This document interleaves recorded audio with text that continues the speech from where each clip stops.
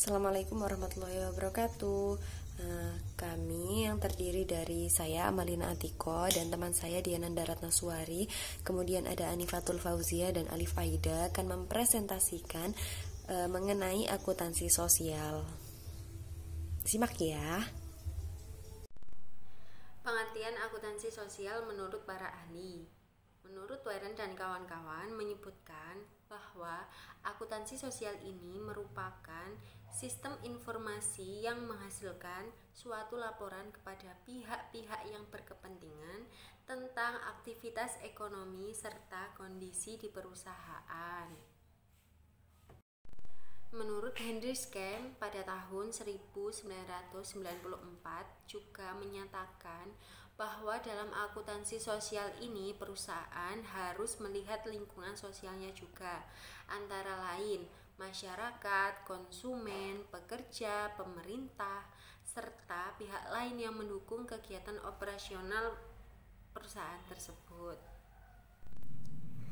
Kesimpulannya bahwa akuntansi sosial ini merupakan suatu proses untuk memberikan informasi interaksi terkait kegiatan ekonomi yang ada di perusahaan dengan lingkungannya dan untuk kepentingan masyarakat.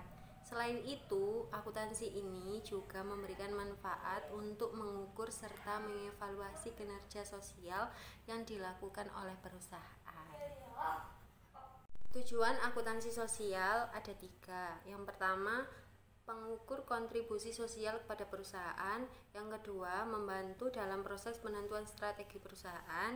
Yang ketiga, menyediakan solusi bagi kelompok sosial. Peran akuntansi sosial. Akuntansi sosial ini memiliki peran agar perusahaan dapat memperhatikan lingkungan sosialnya, termasuk pihak-pihak yang mendukung kegiatan operasional perusahaan dengan baik. Perusahaan juga diharapkan dapat mengakses lingkungan sosialnya yang nantinya dapat dijadikan bahan laporan kepada pihak yang berkepentingan terkait laporan output dan keadaan seluruh aspek perusahaan.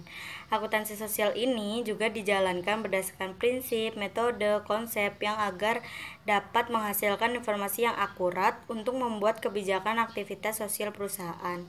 Nah, kemudian selanjutnya adalah pengukuran akuntansi sosial.